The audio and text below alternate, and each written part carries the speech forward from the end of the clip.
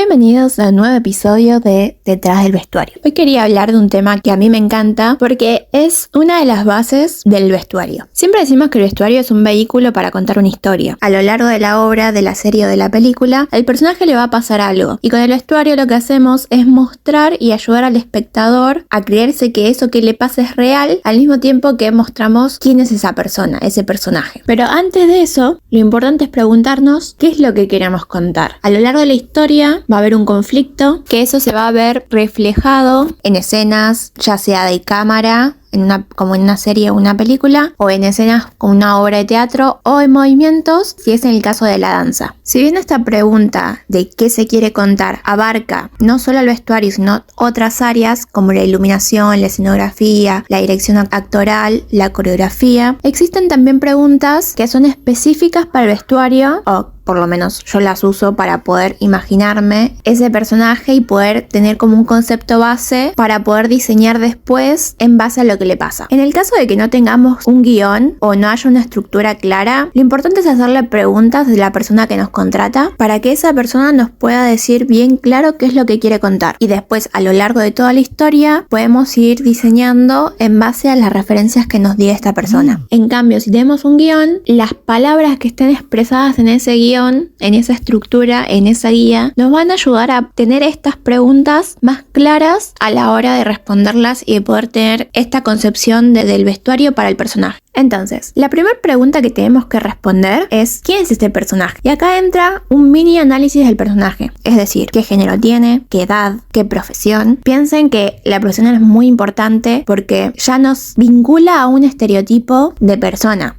No es lo mismo un médico a una enfermera, a lo que es un detective con un policía. Piensen en nuestras cabezas que con estas profesiones ya tal vez tenemos como una concepción, una preconcepción de cómo se vestirían estas personas. Lo mismo con la clase social. No es lo mismo un rey a un campesino, a una persona de clase media o a cualquier otra clase social que se te cruce por la cabeza. Lo mismo pasa con las etnias. No es lo mismo una gitana a lo que fue un moro, a lo que fue un carnicero en la era Joseon de Corea del Sur. Y acá no se trata de ser racistas o querer imponer estereotipos, sino se trata de poder entender esto como base de investigación para que podamos desarrollar un personaje creíble en base a lo que es esa persona.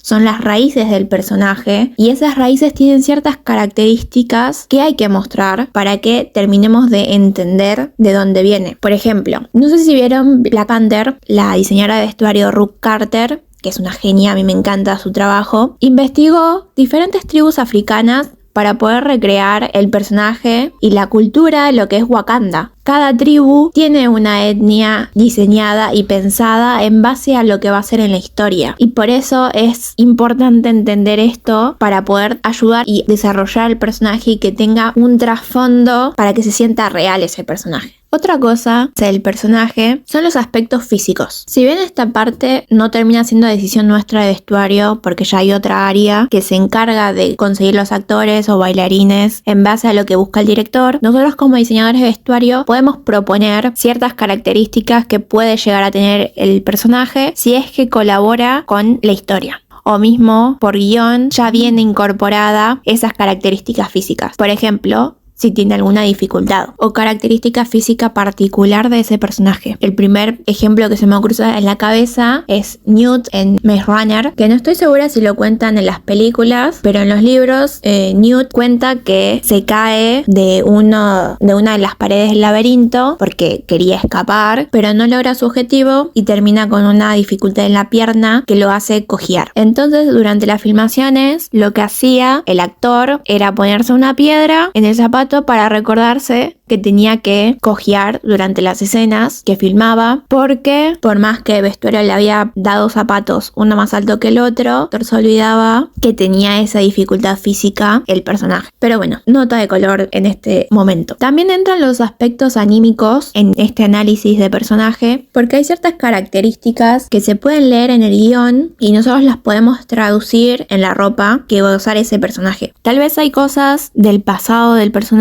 que no son relevantes importantes para la historia, pero se pueden igualmente traducir en el vestuario. No sé si vieron la serie Está bien no estar bien, que está en Netflix si la quieren ver. La protagonista es una mujer que escribe cuentos para niños, pero son bastantes oscuros, por así decirlo. Y ella, en su vida cotidiana, usa cosas muy extravagantes y que posiblemente no se ven en el cotidiano de lo que es la sociedad coreana. Entonces, la protagonista nos muestra con su ropa una realidad que ella siente interna, que tal vez está reflejada en sus libros, pero en su cotidiano busca mostrarse mejor de lo que en realidad se siente.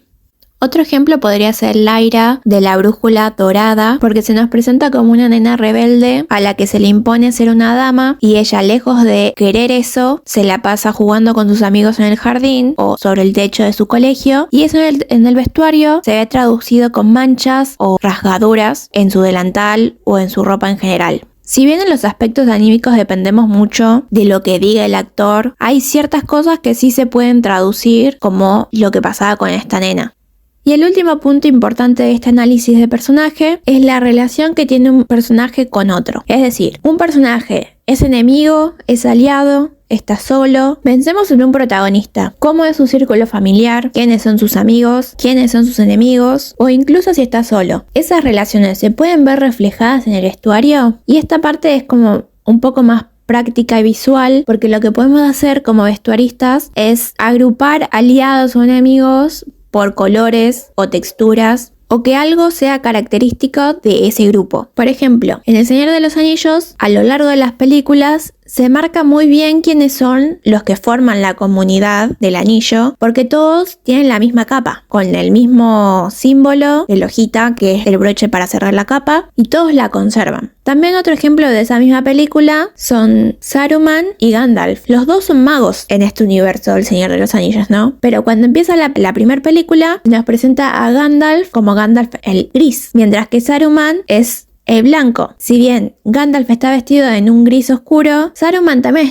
es un blanco que está como corrompido y no es un blanco puro. Para mí este es un re ejemplo a la hora de pensar en aliados y cambios de personaje, porque supuestamente ambos son magos, tienen una misma base, una misma comunidad, pero uno está más corrompido que el otro. Entonces su vestuario lo muestra. Y también resulta ser premonitorio, porque nosotros como espectadores ella nos está diciendo que Saruman, al tener capa mostrando un blanco más sucio, nos dice que puede llegar a traicionar a Gandalf. Pensá que a la hora de armar este mapa de personajes, tenés que tener en cuenta que a más personajes, más complejas pueden ser las relaciones que haya entre los personajes si se cruzan. Y si se cruzan, puede o no sacar un lado o mostrar una cara de algún personaje que antes no estaba, y eso puede ser una modificación en el vestuario. Entonces, para repasar la primera pregunta de quién es esa persona, tenemos que pensar en género, edad,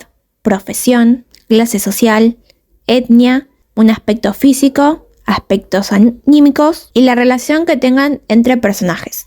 Con este mini mapa podemos pasar a la segunda pregunta a contestar, es ¿qué le pasa? ¿Qué le va a pasar a ese personaje? Que también está muy entrelazado con de dónde viene ese personaje. Toda producción va a tener siempre un camino o una transformación que va a sufrir los personajes, no solo el protagonista, sino también a los demás personajes que estén involucrados en la historia en mayor o menor medida, pero todos los personajes van a sufrir alguna transformación, por mínima que sea. Entonces el vestuario tiene que acompañar esa transformación, por lo que va a ir mutando de acuerdo a lo que le pase. Por ejemplo, si pensamos en Stranger Things, cuando conocemos a Eleven, ella es una niña encerrada en un laboratorio, por lo que tiene un camisón de hospital. Pero cuando se escapa y conoce a los otros niños, Mike le presta ropa de la hermana de cuando era chica. Entonces, ella ya tuvo una transformación en cuanto a su vestuario. Pensá, es una nena en un hospital que lleva una bata. Cuando se escapa, a esa bata le pasan cosas.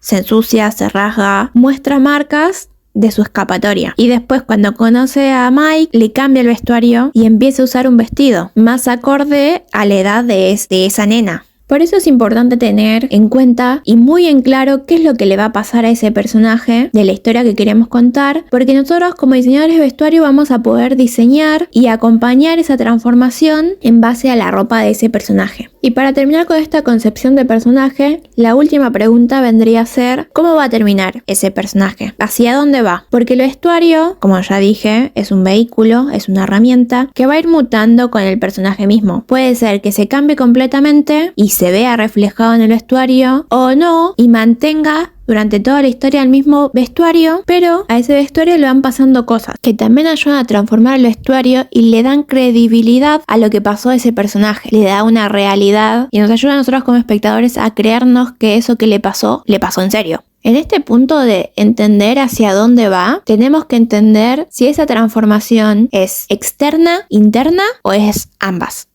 Y acá tengo más películas para ejemplificar lo que quiero decir. El primer ejemplo es The Witcher, con la bruja que creo que se llamaba Jennifer, que ella tenía una dificultad, un aspecto físico medio Quasimodo. Y ella a medida que va aprendiendo magia, sufre un cambio físico, que también se ve reflejado en su vestuario. No son los mismos vestidos que usa al principio a los que termina usando al final, haciendo que el vestuario también acompañe esa transformación física. Otra transformación, que en este caso creo que es más interna que externa, pero va un poco de ambas en realidad, es en la película Eragon, que al principio de la película nos muestran al protagonista como un campesino que vivía en un pueblito con el primo y con el tío, y termina, perdón, voy a decir un spoiler, aclaro, por si no vieron la película, con él siendo un jinete de dragón. Entonces, también su transformación interna, que se trata de la seguridad que él empieza a desarrollar a lo largo de toda la historia, en la que confía y se cree capaz de poder ser un jinete de dragón, también se ve reflejada en su vestuario. Piensen que en la última escena de la película, él, convertido en jinete de dragón, en su vestuario se ven diferentes escamas, como haciendo alusión a que realmente se terminó de transformar en un jinete y que es digno de poder llevar esa carga. Parece súper complicado explicado así, pero tengan en cuenta que si hay un guión de base, las dos últimas preguntas ya están respondidas en el guión. Ya la guía ya está establecida y la ruta de lo que le va a pasar a ese personaje ya está escrito. Y lo que nos queda a nosotros como es terminar de armar la ficha del personaje para poder traducirlo después en colores, texturas, en formas, en lo que sea necesario para poder terminar de explicar quién es ese personaje. También vale aclarar que si son muchos personajes, tal vez no se hagan a todos esta ficha, sino a los más importantes, y al resto se trata de armar como una ficha general en caso de que sean pueblos o cosas así como muchos más. Se trata de agrupar más a los personajes en comunidades. Espero que te haya gustado este episodio. Para mí particularmente este episodio fue muy divertido. A mí me encanta armar las bases de los personajes para después empezar a diseñar, porque esta es como una parte mucho más concreta y de definición para poder empezar a armar las propuestas para el vestuario en general. Así que espero que te haya gustado este episodio tanto como a mí. Si te queda alguna duda, me puedes encontrar en Instagram también como rg.costumes. Y nos vemos en el próximo episodio. Gracias por escuchar.